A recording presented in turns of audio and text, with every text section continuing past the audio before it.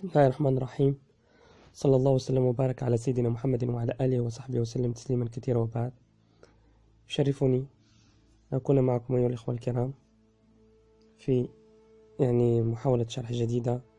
وهذه المرة السبب الذي جعلني أنزل بهذا الكلام هو أن أختي بعثت رؤية جميلة جدا تتحدث عن أنها رأت هدهد كلمها في المنام وقال لها سوف يأتيك الإمام المهدي. هذه بشرى. سبحان الله، عندما رأيت الرؤية المرة الأولى سبق أن قرأت كلام للإمام ابن عربي يتحدث عن هدهد، والشيء الذي جعلني أربط بينهما، ولا أظن أن الأمر محض صدفة. قبل أن ندخل سوف أشير إلى بعض الكلام الجميل للشيخ ابن عربي الذي تحدث عن حاله وكيف أنه الله سبحانه وتعالى اختاره ليكتب في كتاب عنقاء مغرب. وسوف كذلك نتطرق إلى الحديث عن معنى الشمس المغربية والفرق بينها وبين الشمس البيتية. يقول: أنا أكتم السر فأوضح لي الأمر.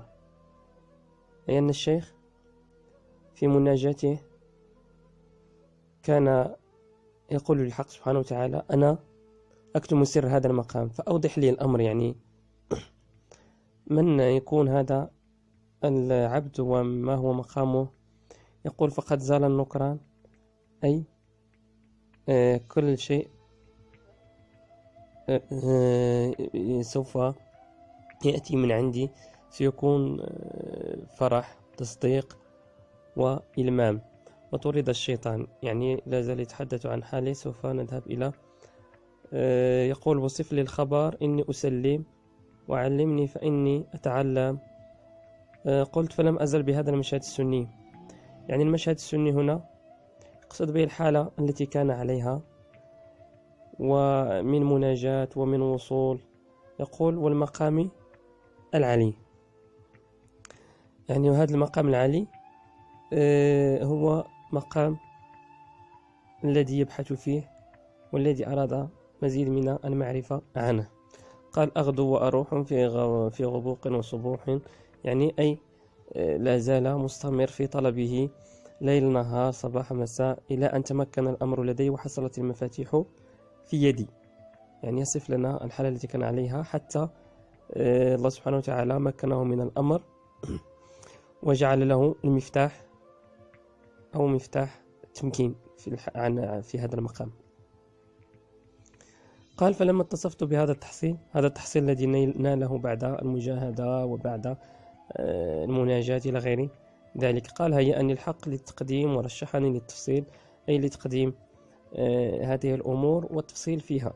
علمت على أنه على كل شيء قدير، أن الله سبحانه وتعالى أراد لتلك الأمور أن تخرج. لما تحققت هذه الأمور التي كان يسعى لها، علم حينها أن الله سبحانه وتعالى كل شيء عنده بمقدار. إن تحصيل على كل شيء قدير، وأنه تعالى يريد رجال العالم الشهادة، فقبلت على شرط الإبقاء. إذا لا زال يتحدث عن الحال والزيادة إلا داني قد وجد النهاية ولا تحقيق لأحد بغاية، إذا هو القائل سبحانه وتعالى: لهم ما يشاءون فيها ولدينا مزيد. إذن يزال يتحدث عن حاله أن الله سبحانه وتعالى رزقه هذا وسيرزقه المزيد. نذهب إلى قوله،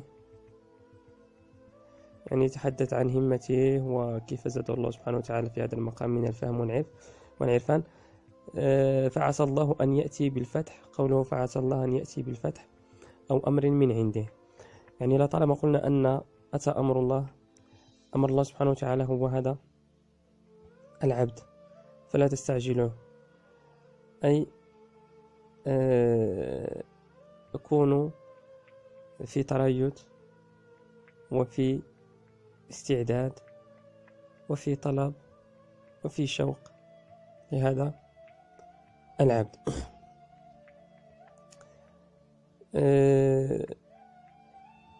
وهذه الأمور يعني ذكرت الشوق، يعني هذه أصناف المحبة ودرجاتها كثيرة جدا، ومن بينها درجة الحب يعني المفرط وهو العشق. رد علينا أحد الإخوة في التعليقات أنه لا يجوز أن نقول أن الإنسان يعشق الله سبحانه وتعالى. سوف أرد على هذا السؤال في منشور كامل، وأريد أن أقول له أن ذات الله سبحانه وتعالى تقدست عن شهوة الإنسان. لماذا؟ لأن الله سبحانه وتعالى ذاته غير معروفة، هو سبحانه وتعالى من يعرف ذاته. لهذا فعندما يعشق الإنسان الحق سبحانه وتعالى تتنافى يعشق ما لا يعرف، تتنافى تلك الشعور وذلك الإحساس الذي استدل به بعض العلماء والفقهاء، قالوا أنه لا يمكن أن تكون شهوة في الإنسان. أقول أن الإنسان إذا سلك وعرف وتحقق في طلب الحق سبحانه وتعالى، والله سبحانه وتعالى يقول الذين آمنوا وشدوا حبا لله. هذا هو الحب، يعني شدة الحب هي العشق، شدة الحب. وإن كان علماء النفس يفسرون يعني يعني العشق بأنه مرض وهذا وإلى غير ذلك. أقول في حق الإنسان نعم، لكن في حق الله سبحانه وتعالى الأمر يختلف، وسأترك إجابته بشكل مفصل. سنفصل ما معنى العشق ومن تحدث في ذلك، ومنهم علماء السنة الذين قالوا بعدم الجواز، ومنهم الذين قالوا بالجواز، وما هي درجات المحبة، ومتى يصل الإنسان إلى العشق إلى غير ذلك. نعود إلى موضوعنا، إلى موضوع الذي نحن بصدده. قال أو أمر من عنده، لكن بشرط الوفاء بعهده. سبحان الله، كانت هناك رؤية للأخت ربما مناسك الله أعلم، قالت أن الإمام سوف يتم إصلاحه بعد الوفاء بالعهد. انظر لكلام العارفين، فعسى الله أن يأتي بالفتح أو أمر من عنده لكن بشرط الوفاء بعهده. يعني عندما تفي بعهدك أيها العبد وتلتزم بوفائك لله سبحانه وتعالى فيما يجول بينك وبين الله سبحانه وتعالى من أمور، حينها سوف يأتي هذا الأمر ويتحقق وجوده وظهوره. ثم جاء ليفصل فيما معنى أمر من عنده. يقول فعند انصرافه من غير مفارقة الرفيق إلى عالم الترفيع، يعني لم يفارق الرفيق الأعلى إلى عالم الترفيع والتلفيق، يعني كلها مصطلحات تدل على الملأ الأعلى وما يجول فيها من أمور. يعني تلقتني حوادث الأكوان، يعني لازال يصف حوادث الأكوان في الطريق، فعند ذلك عرفت من الحوادث الأنية والأينية ما شاهدته، وعلمت من كائنة العلوي السفلي. يعني لا زال يصف لنا ما رآه وما شاهده في ذلك العالم عند الله سبحانه وتعالى، عندما يعني تسري الروح البشرية عند الله سبحانه وتعالى. إذا كان الإنسان محقق يستشعر هذه الأمور، يستطيع أن يصف ما رآه وما شاهده، كما يكون الإنسان في المنام ويستيقظ ويتذكر ما رآه. كذلك هذه الأمور عندما تكون محقق ترى هذه الأمور وتتذكرها جيدا. يعني البيت القصيد والذي أردت أن أشير إليه والذي جعلني أكتب هذا الفيديو، يعني أشرح يعني هذا الفيديو، قوله ومن ذلك يعني من الحقائق التي سوف تحصل والتي وصفها لنا حينها هو يتحدث عن حاله. قال ومن الأمور هدهد مبين جاء بنبأ يقين. تذكروا هذا الكلام جيدا لأننا سوف نسقطه على الرؤيا. ومن ذلك هدهد مبين، يعني من الأمور التي تحدث عنها ورآها أنه سوف يكون هناك هدهد مبين، سوف يأتي بماذا؟ بنبأ يقين. ثم قال وقد تجسد بثلاثة أنوار. تذكروا جيدا، وقد تجسد بثلاثة أنوار وأعطيته أسرار. هنا تحدث، يعني انتهى الحديث عن شأن الهدهد، لأنه قال وممن سلم علي في أفقي، عاد إلى الحديث عن أمور أخرى سوف نتطرق إلى شرحها. يعني أريدكم فقط أن تتذكروا هذا الكلام حتى نسقطه على الرؤيا. إذن أين هي الرؤيا؟ ها هي الرؤيا، ها هي. إذن قال الأخت التي بعثت الرؤيا تقول أن الرؤيا في 19/4/2019. تقول أنا قبل 4 أيام حلمت بهدهد كبير طار فوقي، وبينما كان يبتعد قلت في نفسي ما أجمله، لو أنني أستطيع الإمساك به. فعاد واقترب مني نزولا حتى صار عند وجهي، وبعد ذلك من خلفي. ثم تقول وحط على رقبتي من الخلف. إذن هي 3 مواضع أو 3 أنوار، لأن الشيخ يقول سوف نعود إلى ماذا قاله الشيخ بالضبط. قال هنا بالضبط ومن ذلك هدهد مبين جاء بنبأ يقين. النبأ اليقين سوف نخبر به، وقد تجسد ب3 أنوار. ما معنى تجسد ب3 أنوار؟ أي جاء على 3 هيئات.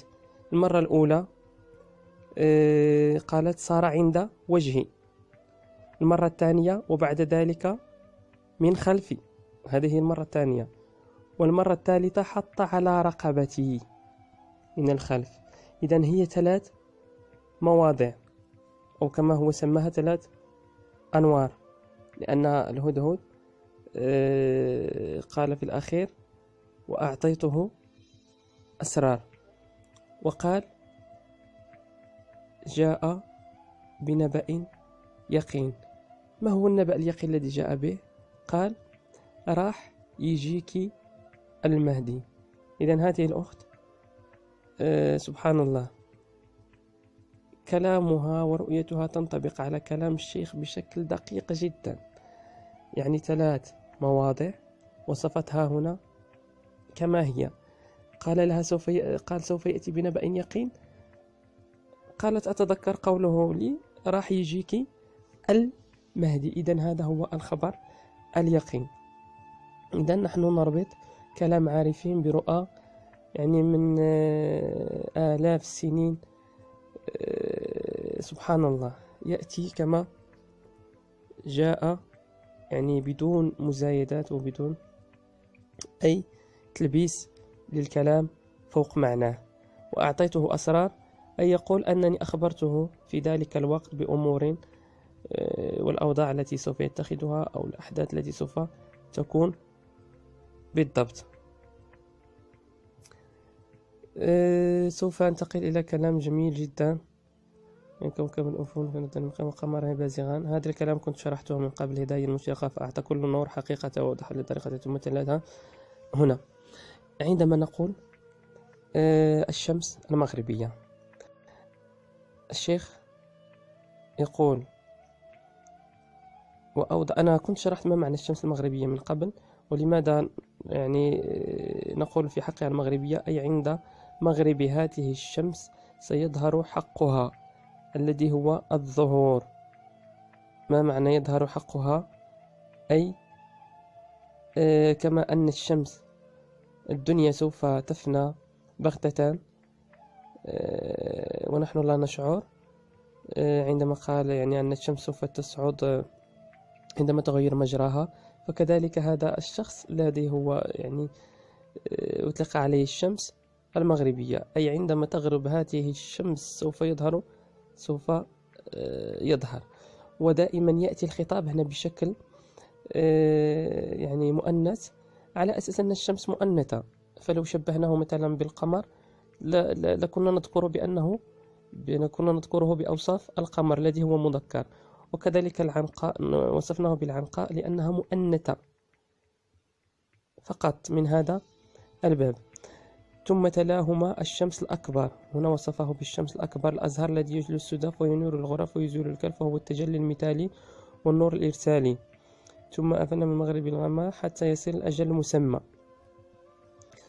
يعني حينما تختفي من مغرب الغمام، يعني حينما تغيب من مغربها، حينما قال فسلم ثم أفل من مغرب الغمام حتى يصل الأجل المسمى، يأمره فسلم ثم أفل من مغرب الغمام حتى يصل الأجل المسمى.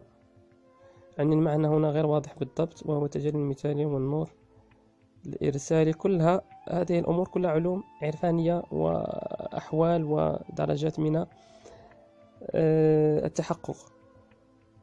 فسلم أي هذا الشخص سلم ثم أفل أي اختفى من مغرب الغمام، يعني من المكان الذي غاب منه، حتى يصل الأجل المسمى أي يصل الوقت الذي سوف يظهر فيه. فإن دنا الأجل واقترب طلع هاديا من حيث غرب، أي لما يقترب الوقت سوف يظهر من المكان الذي غرب منه. ثم قال هذا هو شمس التوجيه، ها هي الشمس المغربية لا زال يتحدث عنها التي هي الإمام، هو شمس التوجيه ومقام التنزيه.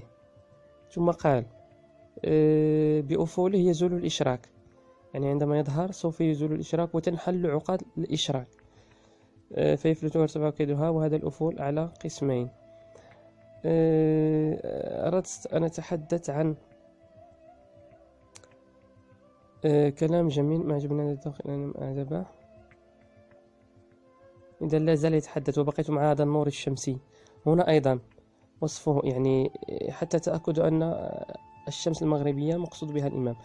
وبقيت مع هذا النور الشمسي في مقامه القدسي، هو وصفه مرة أخرى النبي الشمس في مقام أناجيه أعواما وليالي قمرية وأياما، وقد أوضح الله لنا العلامة بأنه خاتم الإمامة. وعندما نقول خاتم الإمامة أي الإمامة المحمدية الجزئية وليس العامة، لأن العامة يدخل فيها سيدنا عيسى وسوف ينزل سيدنا عيسى من بعد، وهذا لا يعني أنه لا يوجد أولياء من بعد، لكن الوارثين المحمديين هذا هو خاتمهم. إذا تأكدنا الآن أن الشمس المغربية المقصود بها، يعني في 3 مواضع رأينا بأنه يصف مقام الختم بالشمس المغربية. لكن هناك يعني كلام آخر عن شمس، وهي الشمس البيتية. إذن سوف أتجاوز هذا الكلام، وإن شاء الله سوف نعود إلى شرحه مرة أخرى. الآن ما أريد أن أقف عنه هو عندما تحدث عن الشمس البيتية. هنا قال له في ذلك الجمع الطهور ومن عداه فيه، يعني يتحدث عن الإمام، ومن عداه فيه كلابس ثوب زور. والشمس البيتية هنا هذه الشمس التي يمكن أن نتحدث عنها. عندما قلت ما الفرق بين الشمس البيتية والشمس المغربية، قلنا الشمس المغربية وصفنا في 3 مواضع أنها الإمام وأنها الختم، لكن من هي الشمس البيتية التي قبلت يد الإمام كما قبلها الشيخ؟ قال ولاحظتها. إذن المهدي سوف يجيبنا أو الختم سوف يجيبنا. قال هي من أهلي، ولم يزد عن ذلك. وقال من أهلي يعني الكلام بين العارفين تكون هناك مروءة، ويكون هناك احترام، ويكون هناك كلام كبير جدا، يعني حفاظا على مكانتها. قال هي من أهلي. ولماذا جاءت بوصف البيتية أي في بيته؟ هي الشمس التي تكون معه في بيته، وهي والله أعلم زوجه. لهذا قال هي من أهلي، ولم يضف كلمة أخرى غيرة عليها. قال ثم نازعني الحديث، يعني كأنه يقول يعني أجابني بصرامة وتجاوز الحديث. يعني نقول بالمغربية نحن تلف الهضرة، يعني خلاص يعني أخذ له موضوع آخر، يعني كأنه لا يريد الحديث عنها. فهي شمس بيته، وهي التي جاءت في الرؤى، وهي التي جاءت بأسماء متعددة من فاطمة ومن خديجة يعني أسماء عديدة جدا، ويعني مكانتها عظيمة جدا لا ننفي ذلك، لكن من باب أنها ستكون سبب في إصلاح هذا العبد. يعني هي ستكون سبب في الإصلاح، يعني إن كان الإصلاح مهما فهذه الشمس البيتية في نفس مقام أهمية الإصلاح، يعني كأنها هي الإصلاح. قال فتغنينا بالقديم والحديث والساقي، بحيث خلاص يعني بدأ يتحدث عنه، بدأ نعرفه، ويقول له ردني برداء الكاتم فإني أنا الختم، لا ولي بعدي ولا حامل لعهدي بفقدي تذهب الدول وتلتحق. يعني كلام جميل جدا.